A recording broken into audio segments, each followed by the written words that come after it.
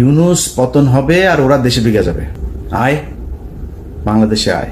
কদিন আগে দেখছিস না, তোরা যতবার লম্প ঝম্প করবি ততবার বিপদে পড়বি। কদিন আগে ব্যান হয়েছিস না এক ফাজলামি কইরা, এর আগে 32 নম্বর খাইয়া দিছি না, এর আগে একবার পাকনামি করছিল না, তোর বাপের বিচি টাইনে ধরে তোর মেরে ফেলছে না বাংলাদেশের মানুষ। ডালিম ভাই এক বিচিতে ধরছে, রাশেদ ভাই আরেক বিচিতে, নূর ভাই মাঝখানের ইসলাম ধরে টান দিয়া ছিঁড়া ফেলছে না, তোর বাপেরে বাল ফলাইতে পারছিস। তোর মারে 45 মিনিটের সময় দিয়ে বাংলাদেশের মানুষ পলায় গেছিস। 14 গোষ্ঠী সব পৃথিবীর ইতিহাসে এরকম ঘটনা ঘটে নাই। গ্রামের মেম্বার থেকে শুরু করে বাইতুল মোকাররমের খতিব সব একসাথে পলাইছিস, একদম পুরো গোষ্ঠী শুদ্ধ পলাইছিস। এই কথা তোদেরকে গত 5 বছর অসংখ্যবার বলে এসছি। এমন একটা দিন আসবে পালানোর রাস্তা পাবি না। তোরা আওয়ামী লীগ করিস এটা কেউ বলতে পারবি না মুখ দিয়া। এসছে সেই দিন, অস্বীকার করছিস, ভাব দেখাইছিস। সেই 75-এর দিন আর নাই, এখন আসবে। এখন তোদের এমন অবস্থা হয়েছে যে তোরা সারা দেশে, ভাই আমি আওয়ামী লীগ করি না, আমি জামাত করি, বিএনপি করি, মাফ করে দেন আমারে। এই অবস্থা হয়েছে না তোদের। বিএনপি এই ইশরাক, এই যে এখন যিনি মেয়রের ইনিয়া যেটা চলছে, সেই এই ইশরাক তোদেরকে বলছিল যে পুলিশ ছাড়া মাঠে আয়, তোদেরকে 1 ঘন্টা সময় দেবে না বিএনপি। 15 বছর চেষ্টা চালাইছিস, বিএনপি ভাঙতে পারছিস? জামাতের শীর্ষ নেতাদের সব ফাঁসি দিছিস, ভাঙতে পারছিস? 2টা দলই স্ট্রং হয়েছে আগের চাইতে। কিন্তু তোদের 75-এর পরে আওয়ামী লীগ বলার নাম মানুষ পাস নাই, 24-ও পাচ্ছিস না। এটা তোদের ভবিষ্যৎ। যেদিন আবার মনে কর খুব হাইপোথেটিক্যালি একটা সময় আসবে, তুই আবার ক্ষমতায় আসবি, আবার তোদের এই একই অবস্থা হবে যদি চরিত্র পরিবর্তন করতে না পারিস। যেই নামে আসিক, আওয়ামী লীগ নামে তোরা নির্বাচন করবি, এই স্বপ্ন দেখিস না। যেই নামে তোদের এই লোকগুলি তো থাকবে, এই লোকগুলির যদি আলাদা কোনো দল হয়, সেই দল থেকে ক্ষমতায় আসিস এবং এরকম করিস, এই আবার তোর আব্বার মতো আর তোর মার মতো অবস্থা হবে। তোর বাপের মনে আছে না, 14 গোষ্ঠী একদম পাড়া মেরা ফেলছে বাঙালি, মিষ্টি বিলায় খাইছে। তারপরে শিখতে পারছিস কিছু? কোনো কিছু করতে পারছিস? আজকে তোরা এখন লাফালাফি করতে দেশে যাবি। তোরা দেশে যাবি কেন? আবার ওই যে ওয়াসিমের মতো মাইরা তারপরে এই গাড়ির উপর থেকে ফেলবি জীবন্ত মানুষকে, ওই জন্য? আবার ওই যে রোজা ভাঙায়া মহিলারে ধর্ষণ করবি, এই জন্য যাবি আবার দেশে? একটা মানুষকে মসজিদ থেকে তুলে নিয়ে যায়, তারপরে জঙ্গি বানায় তারে 1.5 মাসের বাচ্চা সহ তাদের উড়াই দিছিস বোম্বাইরা, জঙ্গি নাটক সাজায়। এটাই তো তোরা আবার বাংলাদেশে যাবি এই স্বপ্ন দেখিস? এত সাহস তোদের? যা রাস্তায় যা। তোরা যখন যাবি কোন প্রোগ্রাম দিবি দে বল, কয়টার সময় যাবি, কোন জায়গায় যাবি বল। আমি তোর গ্যারান্টি দিলাম, বিএনপি, জামাত, এনসিপি, সাধারণ মানুষ, নূরের দল, যেই দল এই দল, সব দল একসাথে হয়ে তোরে পেটাবে। যা সময় দে। তুই কবে আসতে চাস? ইশরাক তোদের বলছিল না পুলিশ ছাড়া? এখন পুলিশ নাই, এখন পুলিশ তোদের পিছনে নাই। আয় রাস্তায় আয়, তোদের সাথে খেলবে। তোরা আবার বলতে পারিস যে আমি আমেরিকায় বসে আর বেটা আমেরিকা বসে দেশ চালাইতেছি। তুই কি মনে করিস তোর বাপ পাকিস্তানে বসে দেশ স্বাধীন করছে না? আমি দেশ চালাইতেছি আমেরিকা বসে। আমি যা বলতেছি তাই তুই যা, আমি তোরে কথা দিলাম। তোর যদি পেটাইতে না পারে বাংলাদেশের মানুষ, আমি কান কেটে ফেলাই দেব। যা তোরা বাংলাদেশে গিয়েই কর। তোদের ভেতরে যদি মিনিমাম কোনো মনুষ্যত্ব বোধ থাকতো, বিবেক বোধ থাকতো, মানুষ যা চিন্তা করে ওই চিন্তা যদি আওয়ামী লীগের তোদের মাথায় থাকতো, জীবনে কোনোদিন আর মুখ উঁচু করে কথা বলতে পারতি না। তোর লজ্জা লাগে না তোদের এখন? এই যে সারাটা দেশে তোদের অবস্থা দেখ, সব আওয়ামী লীগ এখন, আমি বিএনপি, ভাই আমি জামাত, মাফ করে দেখ, ভুল হয়েছে বলতে চাইস না এগুলি? সারাটা দেশে তোদের এক অবস্থা। লজ্জা করেন? এই লজ্জা তোরা মনে কর। কথার কথা তোরা আবার আসলি, ক্ষমতায় আসলি, আবার ক্ষমতায় আসার পরে তারপরে তোরা দেশ চালাইলি, বিএনপি জামাতটা পিডিআইটিটা আবার সোজা করে ফেলি। এই যে গত 9 মাস, কালকে তোর হাসিনা ক্ষমতায় আসলো মনে কর, কালকে হাসিনা ক্ষমতায় এলো, ইউনূস চলে গেল, যেমনটা শিরোনামে বলছিলাম, তোরা দেশ চালানো শুরু করলি। এই 9 মাসের ক্ষত, এই যে অপমান, এটার জবাব কি দিবি? তোরা তো বলতিস, আমরা তো 5 বছর বলতাম যে তোদের একদিন সময় আসবে আওয়ামী লীগ নামের উপরে মার খাবি, খালি শুনবে আওয়ামী লীগ মার খাবি। রাস্তায় মার খাচ্ছিস না, মিছিল করছিস, তোরা গণধুলাই খাচ্ছিস। এদিন এই যে লোকটার জন্য আমার খুব মায়া লাগে, এই যে অভিনেতা ওর নাম কি, সিদ্দিক, এই লোক বেচারারে ছেড়ে দেওয়া উচিত। কমেডিয়ান। এখন নুসরাতের ধরেন জিনিস আছে, নুসরাত জিনিস দিয়া ছাড়া পেয়ে গেছে, এখন ওর তো জিনিস নাই, ও ছাড়া পাবে কেমন? ওরে জেলে ঢুকাইছে। যাই হোক, খালি জামাত আওয়ামী লীগের পক্ষে একদিন কথা বলছিল, ওই যে নমিনেশন আনতে যায়, কি পেটানো ওটা পেটাইছে দেখ। ওদের লজ্জা সরম কোনো কিছু যদি থাকে জীবনে, আর এই হুমকি দেওয়ার সাহস পাইতে না। এমন ধরো হুমকি দিস, লগি বইটা নিয়ে কালকে আওয়ামী লীগের বিভিন্ন পেজে ওরা রাতে না পারে দেশে চলে আসে। এরকম একটা পরিস্থিতি, লগি বইটা নিয়ে তারা নাকি মায়েরা ফেলবে, খায় ফেলবে, একটা কেউ যেতে দিবি না, বেরোতে দিবি না। কই যাবে রে? বাংলাদেশের বিএনপি জামাতের লোকজন এই দেশেই ছিল, এই দেশেই আছে, এই দেশেই থাকবে। এনসিপির লোকজন এই দেশেই থাকবে। দেশে তাদের মধ্যে অনেক সমস্যা হবে, অনেক গ্যাঞ্জাম হবে তাদের নিজেদের মধ্যে। তারা দেশ ছাড়া যাবে। তোরা দেশ ছাড়া পারো, তোরা সারা জীবন তোদের 14 গোষ্ঠী বিয়েও করছে, বাইরে বিয়েও করছে বিধর্মীদের সাথে, তারপরে তোদের কিছু হইলেই দেশের বাইরে যাওয়া, এগুলো তোদের কাজ। খালেদা জিয়ারা পাঠাইতে পারে না, এর আগে দেশ থেকে পাঠাইতে পারে নাই, তোরা চলে গেছিস। তারপরে এই সমঝোতা করে তারপরে তোরা আসছিস মইনুদ্দিন ফখরুদ্দিনের সেফ এক্সিট দিবি, এগুলো বলা, এগুলো তোদের কাজ। তোর বাপ 4 দিনের চোরাই মন্ত্রী হয়েছে, তোদের বাপেদের বইতে লেখা, চোরাই মন্ত্রী হয়ে আসে পাকিস্তানে যায়। 7ই মার্চ বাংলাদেশের মানুষ স্বাধীনতা চেয়েছিল, তোর বাপ পাকিস্তানের সাথে আলোচনা করতে করতে 24-25 মার্চ পর্যন্ত নিয়ে গিয়েছে।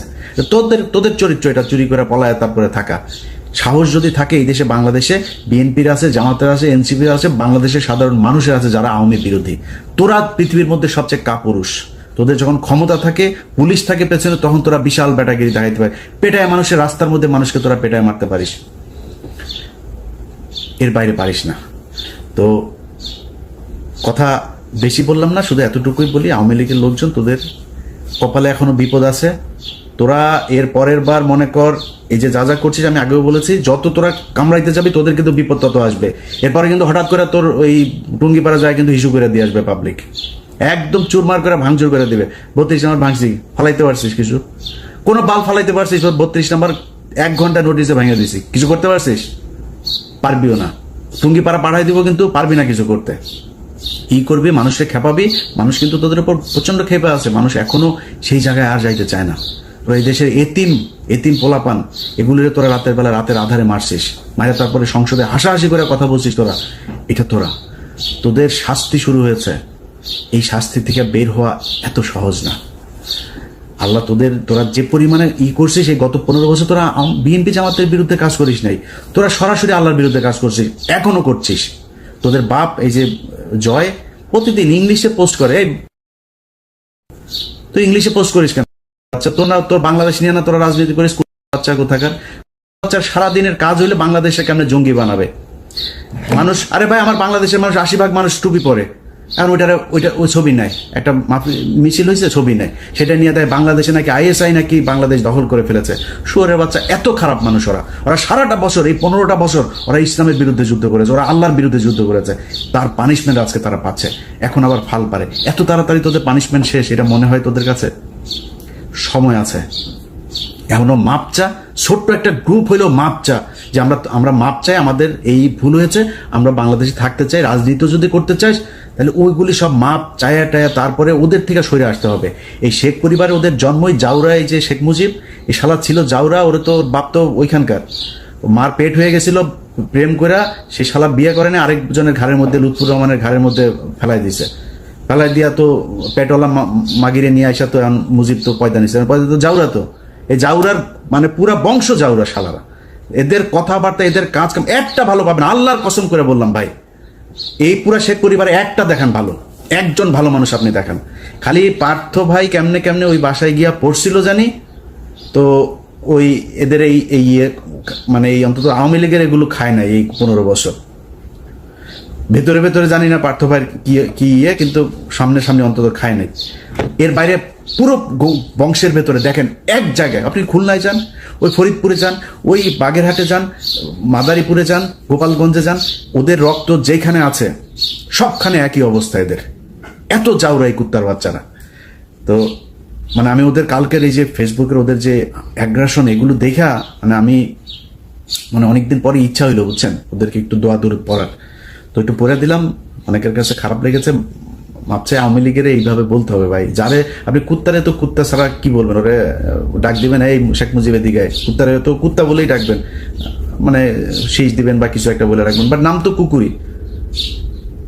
অতএব আওয়ামী লীগরে ওদের সাথে যদি আপনি কথা বলতে চান, ওদের সাথে ডিল করতে গেলে আপনি কোনো ঠান্ডা মাথায় ডিল করতে পারবেন না।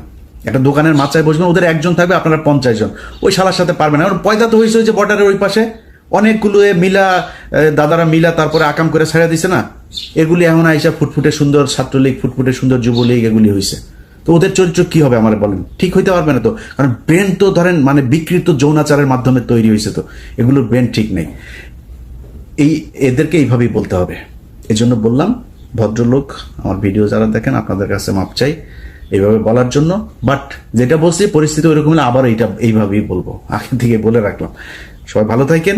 আর সব শেষ এক লাইন একটা কথা বলে দেওয়া যায় ভাই, 5 তারিখের পরে দেশটা এরকম চলার কথা ছিল না। আপনাদের নিয়ে অন্য এক ভিডিওতে কথা বলবো। খালি আল্লাহর কাছে অনুরোধ, আল্লাহর ওয়াস্তে অনুরোধ আপনাদের কাছে, যে 5 তারিখের পরে এই যতগুলো মানুষ মারা গিয়েছে এই মানুষগুলোর দিকে তাকায় হইলেও একটু ধৈর্য ধরে খাইতে পারবেন ভাই, খাওয়ার সময় আছে, খাইতে পারবেন, খাইয়েন, এত অস্থির হয়েন না। 5 তারিখের পরে যদি খালি এখন পর্যন্ত একটা মানুষ গুম হয় নাই, 5 তারিখের পরে এখন আর কাউকে জঙ্গি হিসাবে দেওয়া হয় না, বাংলাদেশে আর কোনো জঙ্গি হামলা হয় নাই, নাটক সাজানো হয় নাই, এটা সত্যি কথা। কিন্তু আমি সরাসরি বলি, ঘুষ দুর্নীতি 1 টাকাও কমে নাই।